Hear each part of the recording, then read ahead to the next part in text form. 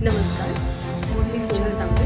Global Maharashtra 24 news बुलेटिनमध्ये तुम्हा सर्वांचं स्वागत. पाहूया आजच्या ठळक घडामोडी.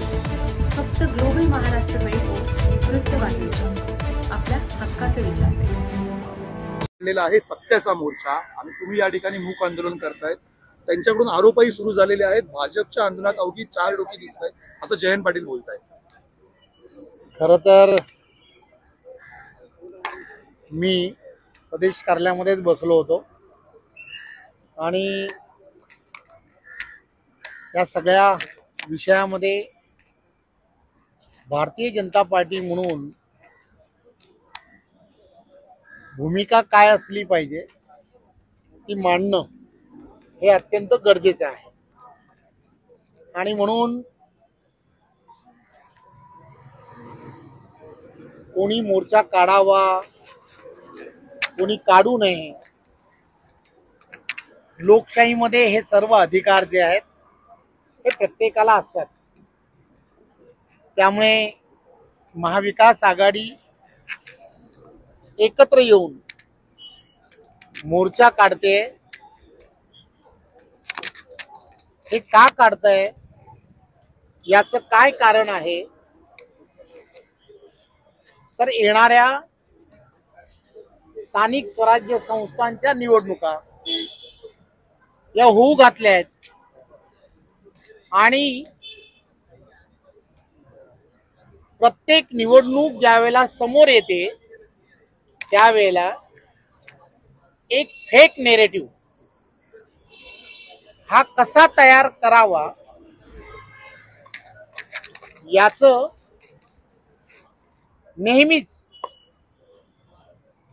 प्रशिक्षण हे त्यांच्या बरोबर असणारी सर्व मंडळी, वेगवेगळे NGOs हे नेहमीच देत असतात. लोकसभांच्या निवडणुकीच्या वेळेला सुद्धा देशाबाहेरील असणारे काही NGOs,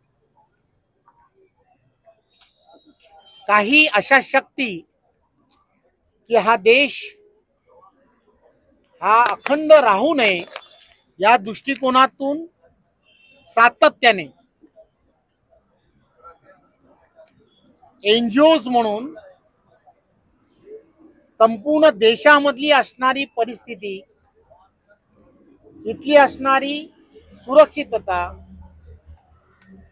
इथला असणारा कायदा, या सगळ्या गोष्टी अस्थिर कशा करता येतील यासाठी वेगवेगळ्या पद्धतीने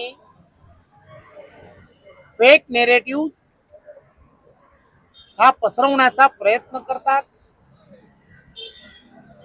लोकसभेच्या वेळेला सुद्धा संविधानाच्या संदर्भामध्ये असाच फेक नेरेटिव्ह तयार झाला, किंबहुना पसरवला आणि अशा नेरेटिव्हमुळे कुठेतरी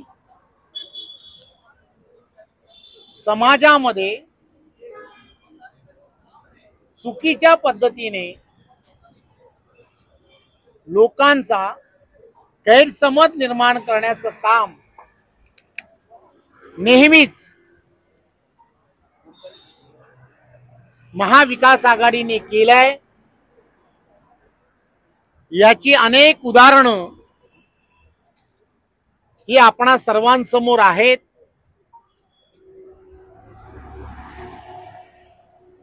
आणि हे सर्व लक्षात घेता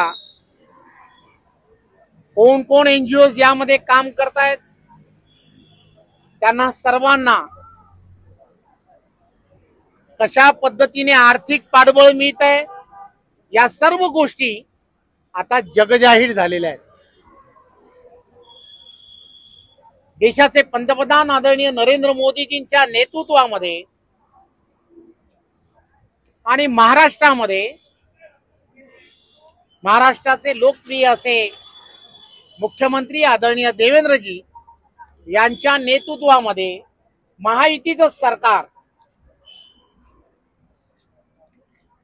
अतिशय चांगल्या पद्धतीने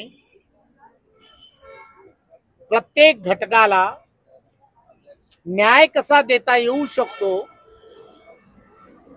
या भूमिकेतून काम करताना दिसतंय.